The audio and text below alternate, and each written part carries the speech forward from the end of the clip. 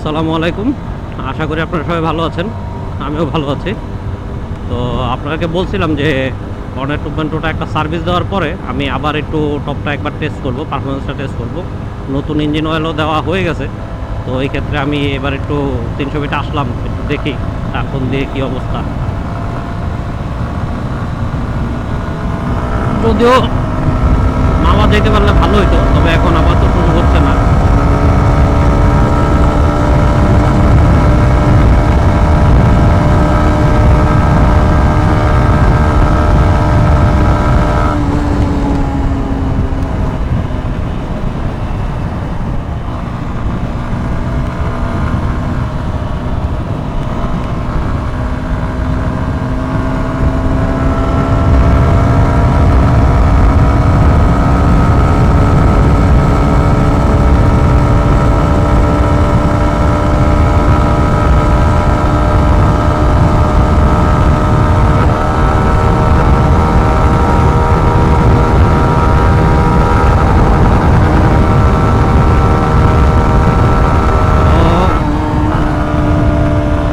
Hornet 2.0 যে কাঙ্ক্ষিত যে টপ স্পিডটা, যেটা আমি এতদিন আসলে মানে এর আগে পাই নাই, বলছিলাম যে সার্ভিস করাইলে জিনিসটা ইমপ্রুভ হবে।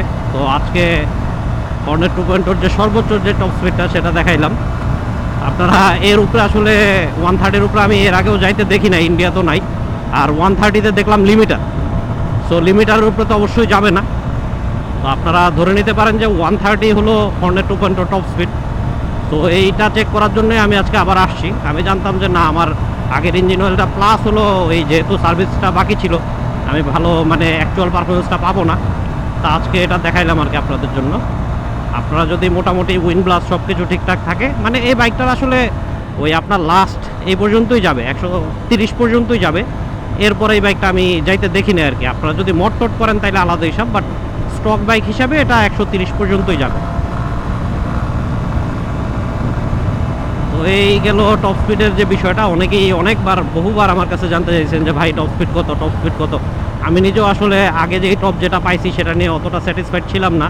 তো যার কারণে ওরকমভাবে এর আগে দেওয়া হয়নি, একবার তারপর আপনাদের রিকোয়েস্টে দিছিলাম। তো এইবারই বলা যায় যে না, এটা হর্নেট 2.0 অ্যাকচুয়াল টপ। এর উপরে আপনারা আসলে পাবেন না, পাওয়ার কথা না যদি স্টক বাইক থাকে আপনাদের।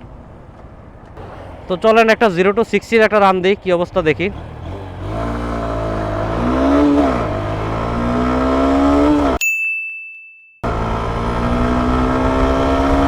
দেখা হয়ে যাক।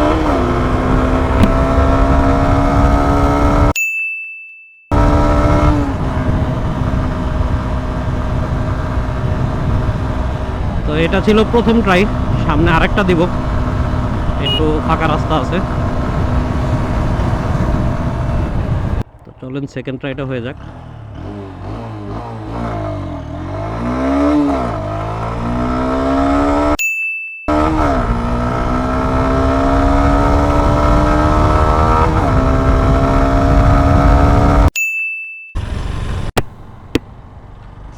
হর্নেট 2.0 বাইকটা আসলে টপ স্পিড ওরিয়েন্টেড না, এটার ফোকাস ছিল মেইনলি ইনিশিয়াল অ্যাক্সেলারেশনে, যেটাতে তারা অনেক ভালো কাজ করছে আমি বলবো।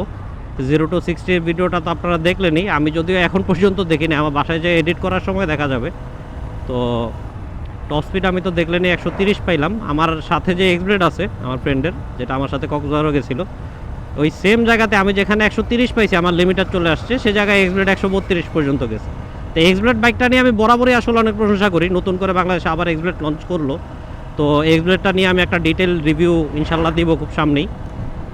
তো এক্সব্লেড বাইকটা নিয়ে প্রশংসা করা আসলে কারণ আছে, বাইকটা মোটামুটি আমি অলরাউন্ডারই বলি। এটার যে বাজেট, যেই বাজেট আপনি এই বাইকটা কিনবেন আর সেটা আপনাকে, এই বাইকটা আপনাকে যা দিবে সেটার মধ্যে মানে আকাশ পাতাল আসলে পার্থক্য আমি বলবো। যে অনেকেই দেখা গেল যে এই বাজেটে অন্যান্য অনেক অপশন আপনারা নিচ্ছেন, সেই জায়গায় এক্সব্লেডটা আমি অনেক বেটার মনে করি। যাই হোক, ওটা নিয়ে আরেকদিন পরে কথাবার্তা বলবো। হর্নেট 2.0-র মেইন ফোকাস আসলে ছিল ইনিশিয়াল অ্যাক্সেলারেশনে। সো এই জায়গায় ওরা আসলে ভালোই কাজ করছে। ইনিশিয়াল অ্যাক্সেলারেশন হর্নেট 2.0 অনেক ভালো, সিটি রাইডে যেটা খুবই মানে উপকার হবে আপনাদের। প্লাস হলো হাইওয়েতে তো মানে আরও ভালো, যে দেখা গেল আপনি ওভারটেক করার সময় আপনার আসলে কোথায় তো হবে না বাইক নিয়ে, যে আপনি খুব আরামেই মানে ভালো স্পিডে আপনি আরামে ওভারটেক করে যেতে পারবেন, কোনো সমস্যা হবে না। আর যেটা আমার অলরেডি আসলে টেস্ট করা হয়েছে, তো আপনারা আজকের এই পারফরমেন্সের ভিডিওটাতে আপনারা দেখবেন যে না বাইকটা আসলে কীরকম পারফরমেন্স আপনাকে দিচ্ছে। তো আরেকটা বিষয় আমি বলতে চাই, যেটা হলো বেনজোলের যে ইঞ্জিন অয়েলটা আমি দিলাম 10W30 ফুল সিনথেটিক, সেটার ভিডিওটা আপনাদেরকে দিছি। তো আপনারা অনেকেই জিজ্ঞেস করছেন যে ভাই বেনজোলটা আসলে কীরকম। আপনারা মোটামুটি দেখতেছেন যে বেনজোলটা দেওয়ার পরে আমি আসলে শেলের থেকে বেটার পারফরমেন্স পাচ্ছি, আর বাইকের ইঞ্জিনের সাউন্ডটা আমার কাছে আর একটু বেটার লাগতেছে। সো আমি শুরুতেই মানে ফার্স্ট ইমপ্রেশন আমার এটাই বলে যে না, শেল 10W30 ফুয়েল সেফ যেটা আমি দিতাম সেটার থেকে বেনজোলের এটা আমাকে বেটার পারফরমেন্স দিচ্ছে। আর খুবই ভ্যালু ফর মানি একটা ইঞ্জিন অয়েল আমি বলবো, মাত্র 850 টাকা দিয়ে নিয়েছিলাম আর কি আমি। তো যাই হোক, হর্নেট নিয়ে যে কথাবার্তা বলতেছিলাম, যে এটা আসলে আপনার এরকম একটা বাইক মানে 3 লাখ টাকার মধ্যে মানে খুবই ভালো একটা চয়েস আপনাদেরকে হর্নেট 2.0 দিছে।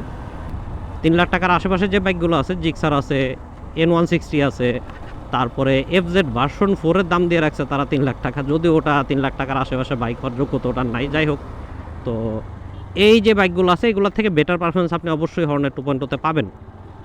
সো এটাতে আসলে আমি দ্বিমত করার কোনো অপশন দেখি না। যাই হোক, সেটা নিয়ে পরে আরেকদিন হয়তো বিস্তারিত আলোচনা করব। আজকে হেলিপ্যাডে আইসা বসতে চাইছিলাম, কিন্তু যে পরিমাণ মানুষজন দেখতেছি বসার মুডটা মোটামুটি চলে গেছে। তা আমরা দেখি অন্য কোথাও যাই।